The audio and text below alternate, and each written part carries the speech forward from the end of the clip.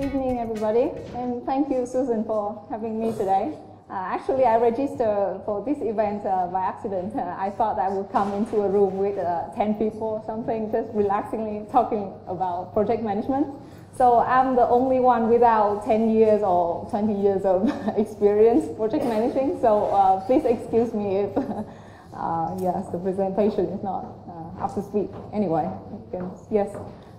So I was born in Vietnam and I came to Finland at 17 years old for university studies.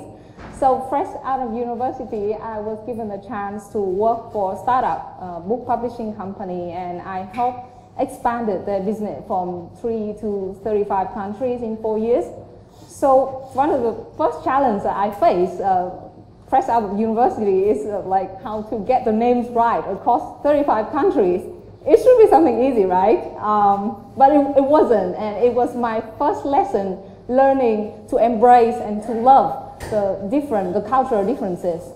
So in this first example, you have, I think, Alex Johnson, which Alex is the first name and given name, and Johnson is the last name and family name. I believe that in this room, everybody is familiar with this system, which is completely the opposite in my culture, in Asia, for example. And yeah, so this is my name. So it starts with the first name, which is Dio's surname, then come the middle name, Thanh Ha, and then last name is the given name. So it's the other way around. In Vietnam, nobody calls the other with a surname. Everybody is addressed with their given name. So it's a bit crazy that way. So when I come here, I actually have to change my name around, and some banks or some website wouldn't accept my name because it's too short. One of my first customer, oh, is it not going? Okay.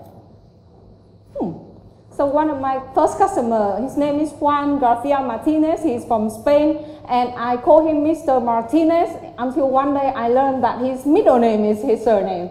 Because in Spain, you have first name, father's surname, and then mother's surname, and I fuck it up.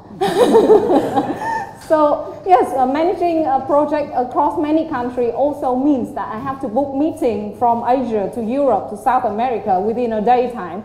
And how is, other than the time difference, how is 4 p.m. meeting considered across culture? So in some culture, like in the UK or in Spain, it would be fine. It's fine to have 4 p.m. meeting, right? In Scandinavian, it's absolutely rude. 4 p.m. is for gym, for family time, for recharge. You're supposed to work within the hour allocated to you, which is around 7 hours in Scandinavia. And after that, no work. Staying at work late means not organized, not focused, not professionals. So it's completely the other way around as well. So I learned to book meeting way before 4 o'clock. If it's Scandinavia, they have their personal time then. So what is considered professional comes down, this question comes down to what is professional in different culture. So which bring me to the next slide, which I will talk about the cultural dimensions. I won't talk about the whole theory, it's like super long. So just two things. The first thing is power distance index. So power distance index, this first dimension expresses the degree in which the society accepts and respects a vast difference in power between the manager and the subordinate. So practically how big is your boss is the PDI.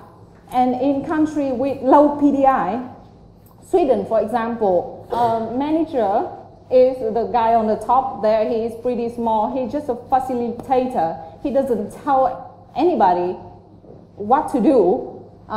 Everybody have the same voice, and you're supposed to speak out. While in country like Japan, for example, you're supposed to be like very show your boss respect. He's the one who's gonna have the final the words. And in this country, it's important for you as a project manager, to show that you have also power and respect, a lot of power and respect. So the second one comes individualism. So this is measure the importance of personal achievements and needs against the needs of the group. So in a culture of high individualism, I think that UK would be one. I believe that it's important to consider every single team member, understand them, give praise when they did good work, because personal appraisal is important in this country.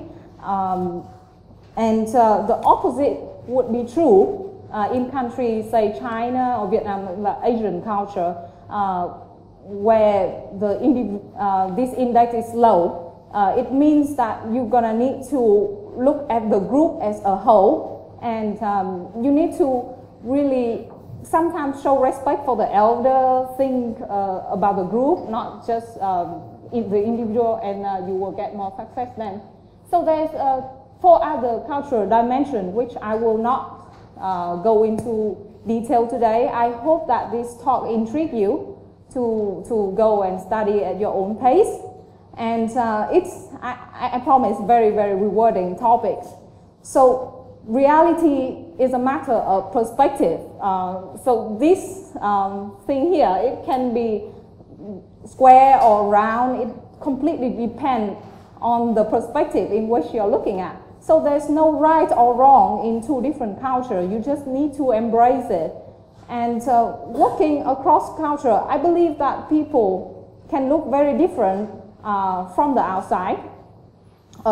We have different skin colors, we have different, like, I don't speak like a British person, for example.